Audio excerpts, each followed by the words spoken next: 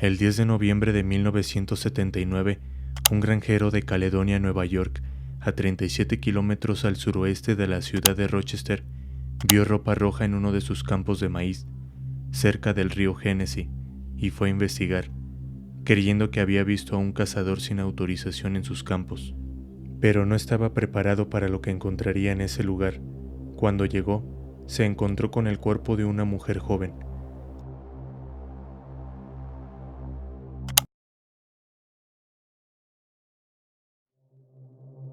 De tener una cara con una expresión furiosa por el hecho de pensar que alguien estaba invadiendo su propiedad, de pronto se transformó en una cara de angustia y horror. De inmediato llamó a la policía. Y aquí es donde se vuelve muy oscuro. Un par de horas después llegó la policía y lo que encontraron en ese campo fue una chica que estaba completamente vestida y no mostraba signos de agresión sexual. Los investigadores inicialmente dictaminaron que había muerto de una hemorragia grave, causada por 2 heridas de bala, una en la cabeza sobre el ojo derecho y otra en la espalda. Con sus bolsillos al revés, se supo que cualquier identificación que portaba había sido robada por quien la dejó en ese lugar. Los investigadores luego la llamaron Caledonia Jane Down o Cali Down, mientras trabajaban para identificarla. La autopsia realizada por el médico forense indicó que la chica había recibido un disparo en la cabeza por primera vez mientras estaba junto a la carretera que bordeaba el maizal. Luego la arrastraron al mismo maizal, donde le dispararon de nuevo en la espalda y la dieron p***. Algo que hizo que fuera muy difícil encontrar alguna pista sobre Cali Down fueron las fuertes lluvias de la noche de la muerte de la chica. Esta tormenta se llevó una gran parte de las posibles pruebas forenses, como rastros físicos y de ADN del perpetrador en su cuerpo y ropa. Esto hizo que fuera muy difícil y casi imposible saber quién era ella y sobre todo quién fue la persona que la dejó tirada en ese lugar. Lo poco que se podía investigar del cuerpo y las pistas que arrojó a los investigadores fue que había llegado al área de Caledonia desde un lugar distante y más cálido porque tenía líneas de bronceado en la parte superior del cuerpo. Los avances en la tecnología permitieron a los investigadores hacer uso de técnicas forenses nuevas y de rápida mejora para evaluar los rastros de evidencia que habían recolectado, y luego de una exitosa extracción de ADN de sus restos, concluyeron que había pasado un tiempo en Florida, el sur de California, Arizona o incluso el norte de México antes de su muerte, pero solamente eso encontraron. Lamentablemente no pudieron identificar a Cali Down, ni saber quién era, solamente se sabía que podía tener aproximadamente una edad de entre 13 a 19 años, y sí, esto es demasiado oscuro, era solamente una niña. Pasaron años sin poder saber quién era ella. Otros datos que se pudieron obtener de Cali Down fue que tenía una altura de 1,60 m y pesaba 54 kilos. Varias horas antes de su muerte, la niña había comido maíz dulce, patatas y jamón enlatado hervido. Esto posiblemente fue en un restaurante en las cercanías de Lima, un municipio neoyorquino del condado de Livingston, donde una camarera la había visto comiendo con un hombre adulto.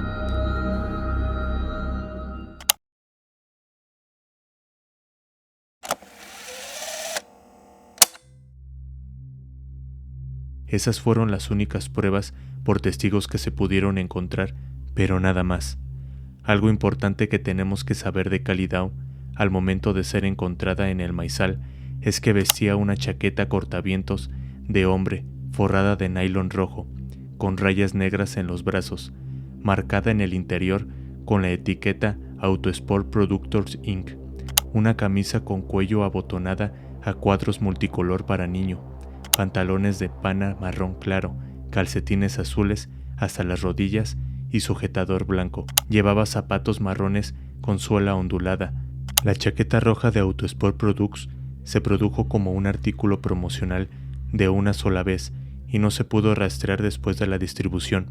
También llevaba un collar de plata con 3 pequeñas piedras turquesa. El collar tenía una apariencia casera y se parecía a una réplica de la joyería de los nativos americanos, fabricado en el suroeste del país. En una de las presillas, para cinturón de sus pantalones, colgaban 2 llaveros de metal, uno con forma de corazón, con un corte central, en forma de llave y con la inscripción: "El que sostiene la llave puede abrir mi corazón". El otro con forma de llave, destinada a encajar en el recorte del corazón. Los llaveros se vendieron en máquinas expendedoras a lo largo de la autopista del estado de Nueva York, lo que llevó a los investigadores a concluir que ella y su asesino habían viajado por esa ruta. Aunque la policía supiera toda esta información, jamás se pudo dar una respuesta a este caso, ni quién fue el autor de este crimen, ni tampoco se pudo identificar quién era Cally Dow. Incluso, nadie había reportado a una niña perdida con los rasgos y características que la pequeña Cally Dow contaba. Como ya se pueden imaginar, pasaron años, incluso décadas, sin saber quién era realmente ella. Algo importante del caso es que jamás fue cerrado, y siempre estuvo abierto para poder recolectar, con los años, más pistas y posibles sospechosos. Incluso se hizo un retrato de ella basado en una reconstrucción facial, con la esperanza de que alguien reconociera su imagen, y se subió a una base de datos pública en línea en el 2010. Esto fue hecho para que alguien que conociera, incluso estuviera buscando a Cally Dow, pudiera reconocer el retrato y así identificarla, cosa que jamás pasó. Había pasado más de 20 años y era prácticamente imposible que se pudiera identificar o incluso saber de dónde era realmente ella.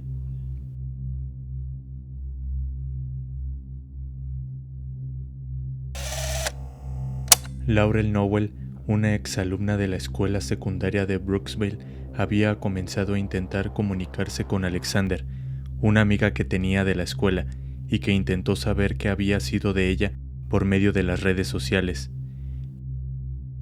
Finalmente contactó con la media hermana de Alexander, Pamela Dyson, pero Dyson no había vivido con su media hermana menor después de los 11 años de edad. También se enteró de que nadie en su familia sabía algo del paradero de Alexander. Aquí fue donde la media hermana, por medio de familiares, supo que, de adolescente, Alexander tenía la costumbre de fugarse de casa, en muchas ocasiones por peleas con sus padres, y que en unos cuantos días ella regresaba a casa. Esto pasaba constantemente en su vida como adolescente.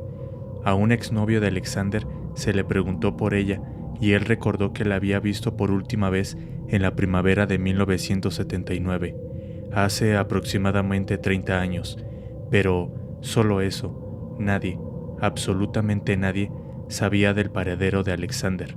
Pamela cree que en una de sus tantas fugas de casa que hizo cuando era adolescente, tomó la decisión de ya no volver por los constantes problemas que tenía con sus padres, para así empezar de cero y tener una nueva vida de una forma más tranquila.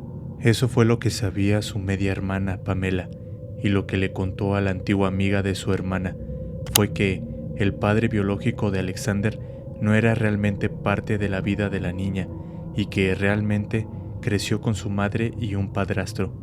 Su madre se había vuelto adicta a los medicamentos recetados y era emocionalmente volátil, estallando en rabietas. Ella tomaba medicamentos recetados. También le comentó que tenía problemas en ese entonces que no fueron diagnosticados. La madre de Alexander, Barbara Jenkins, había trabajado como camarera en un paradero de camiones y Alexander se unió a ella de adolescente. Alexander tenía un historial de fugas. En este periodo, Laurel Nowell, después de platicar con la media hermana de su amiga, recordó que a veces habían hecho autostop a camioneros, una vez viajando juntas hasta California. Cuando llegaron allí, Nowell llamó a sus padres y pagaron los billetes de avión para que ambas muchachas pudieran regresar a Florida. Después de platicar durante horas sobre Alexander, en los días posteriores se intentó buscar a Alexander por todos los medios posibles, y en esos pocos días tomaron la decisión de ir a la oficina del alguacil y les dijo que no se había presentado ningún informe de personas desaparecidas con el nombre de Alexander, pero al mismo tiempo se dio de alta y se ingresó a la chica como una persona desaparecida para ver qué reacción podía haber después de tantos años. Carl Koppelman, un artista de California, se encontraba con el informe de personas desaparecidas sobre Alexander. Carl era un moderador de la comunidad en línea y estaba activo en una página de internet que era un grupo de voluntarios que intentan resolver casos sin resolver, incluidos los de cadáveres no identificados. En el 2010, 4 años antes, se había publicado el retrato de Caledonia Jane Down y lo había publicado en el Sistema Nacional de Personas Desaparecidas y No Identificadas. En septiembre de 2014 vio la nueva lista de Alexander y rápidamente se dio cuenta de que era la misma persona. Envió un correo electrónico a la oficina del sheriff del condado de Livingston con copias enviadas al administrador regional del Centro Nacional para Niños Desaparecidos y Explotados para informar del gran parecido entre las dos imágenes. La policía de inmediato actuó y tomó una muestra de ADN de Pamela Dyson, la hermana de Alexander. En enero del 2015, el médico forense del condado de Monroe descubrió que el ADN del cuerpo no identificado coincidía con el de Pamela Dyson, lo que confirma que la víctima era su media hermana. Una semana después, el 26 de enero del 2015, el alguacil del condado de Livingston, Thomas Dogger, anunció en una conferencia de prensa que Caledonia Jane Down había sido identificada después de 35 años, y de esta forma podemos concluir que la chica llamada Tommy Jo Alexander era la chica encontrada en ese campo, junto a una carretera desolada, que al no poder identificarla y saber absolutamente nada de ella, se le puso el nombre de Caledonia Jane Down.